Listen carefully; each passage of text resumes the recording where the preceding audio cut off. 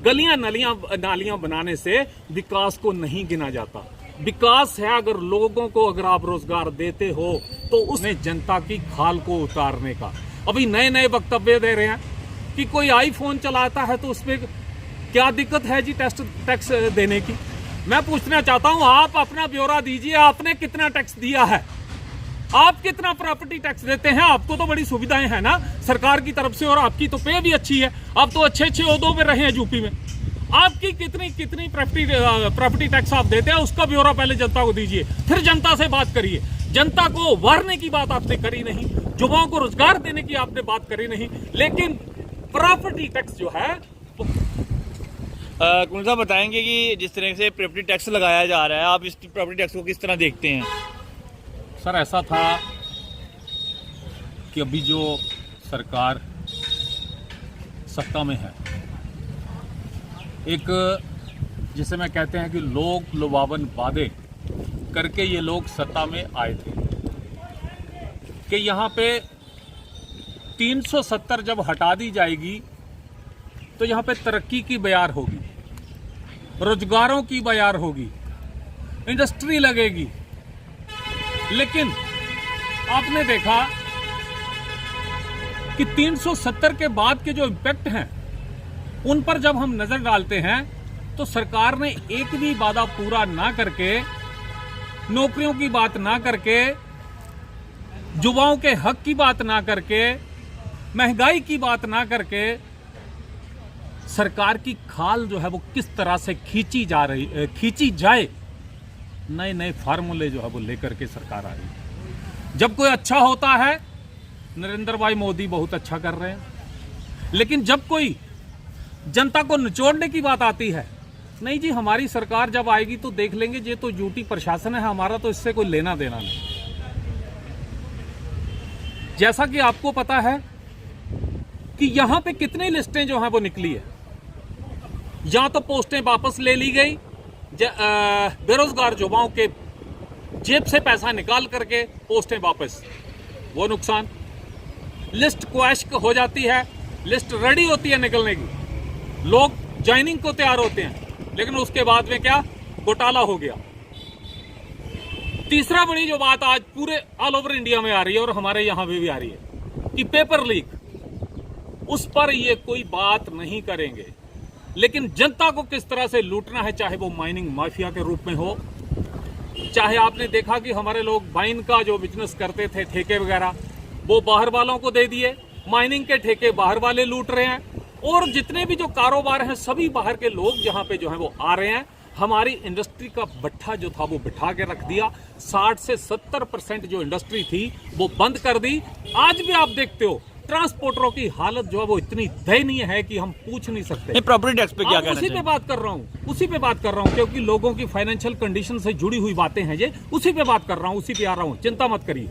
देखिए आज तक जो ट्रांसपोर्टर हैं वो अभी उबर नहीं पाए हैं कोरोना काल की वजह से जो उनको नुकसान हुआ। अभी तक आपने देखा कि राजधानी बस अभी तक नहीं चली, क्यों? काम ही नहीं है इसलिए। लेकिन सवाल ये था कि लोगों को उस काल से जो नुकसान हुआ था कोरोना काल से, उसको उभारने में कैसे मदद की जाए, उनकी ये बात कुछ नहीं करी हमारे मनोज सिन्हा साहब ने। लेकिन फिर से जो उन पर जो खाल बची है उसको कैसे उतारा जाए, उसके ऊपर नए नए प्रयोग जो है वो सरकार कर रही है। प्रॉपर्टी टैक्स मैं उसी के रूप में देखता हूं कि ये एक नया इंस्ट्रूमेंट निकाला है इन्होंने जनता की खाल को उतारने का। अभी नए नए वक्तव्य दे रहे हैं कि कोई आईफोन चलाता है तो उसमें क्या दिक्कत है जी टैक्स देने की। मैं पूछना चाहता हूं, आप अपना ब्यौरा दीजिए, आपने कितना टैक्स दिया है, आप कितना प्रॉपर्टी टैक्स देते हैं। आपको तो बड़ी सुविधाएं हैं ना सरकार की तरफ से, और आपकी तो पे भी अच्छी है, आप तो अच्छे ओहदों पे रहे हैं यूपी में। आपकी कितनी प्रॉपर्टी टैक्स आप देते हैं, उसका ब्यौरा पहले जनता को दीजिए, फिर जनता से बात करिए।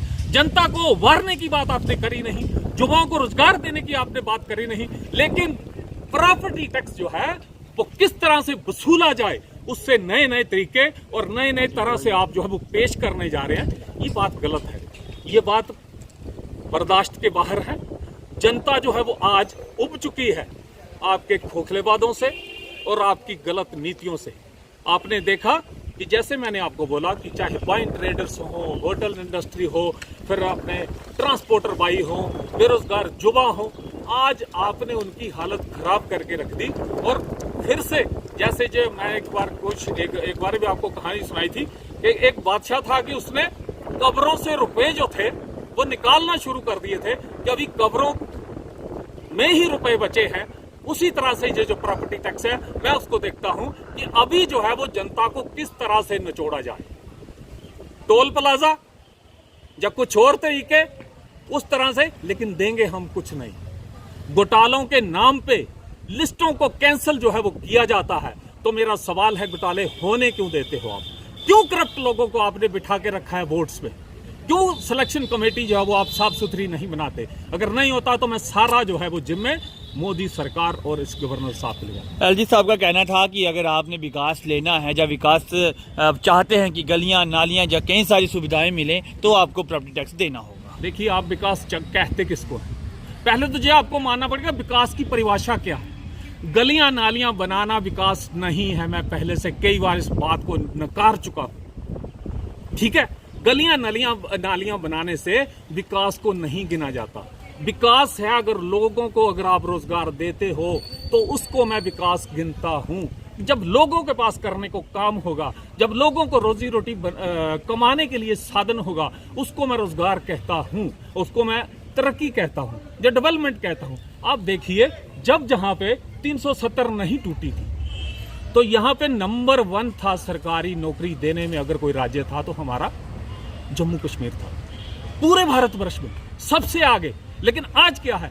सबसे अगर गलत व्यवस्था रोजगार की कहीं है तो वो है हमारा जम्मू कश्मीर। और सबसे ज्यादा जो है बेरोजगारी हरियाणा के बाद अगर आती है तो वो जम्मू कश्मीर है। दोनों ये केंद्र शासित प्रदेश है, हरियाणा भाजपा शासित प्रदेश है।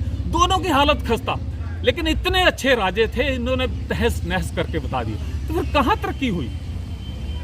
उसका इम्पैक्ट तो कुनल साहब, आप ये बात मानते हैं कि जब तक आम जनता, आम लोग नहीं बोलेंगे तो तब तक ये टैक्स जो है इसी तरह से लगता रहेगा, अगर नहीं बोलेंगे? अगर ऐसा है, सुनिए, आज आप देख रहे हो, ठीक है, आप आए हैं, मैं आपका शुक्रिया अदा करता हूं कि आपने मेरी बात को सुना। लेकिन आप नेशनल मीडिया में अगर आप देखेंगे, सिर्फ और सिर्फ गुणगान होता है। हालांकि मीडिया का जो कर्तव्य है कि सरकार की खामियां उजागर करना और उन खामियों को उजागर करके जनता के दिमाग तक पहुंचाना, कि जनता जो है वो त्रस्त हो या जनता जो है वो उठ खड़ी हो जाए सत्ता के खिलाफ जब कभी वो गलत फैसला लेती है। लेकिन आज मीडिया जो है वो अपना जो है वो दायित्व बिल्कुल नहीं निभा रहा। इसलिए आपने कभी सुना था गोदी मीडिया? ये जो नई नई टर्म जो इजाद हो रही है, ये सब हालात के मारे लोग हैं। यही जो है वो लोग हालात जो हैं। आज कभी आपने सुना कि प्रधानमंत्री को कोई फेंकू कहता है?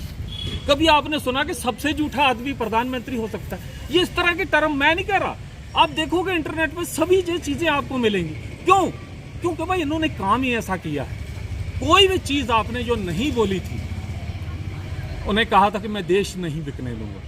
अब आपने देखा कि एक एक चीज करके हर एक चीज बिक रही है। और ये जो बेरोजगारी या देश की जो अर्थव्यवस्था नीचे आ रही है, मैं इसी को अपना बहुत सबसे बड़ा कारण मानता हूं। और प्रॉपर्टी टैक्स का हम हर तरह से विरोध करते हैं।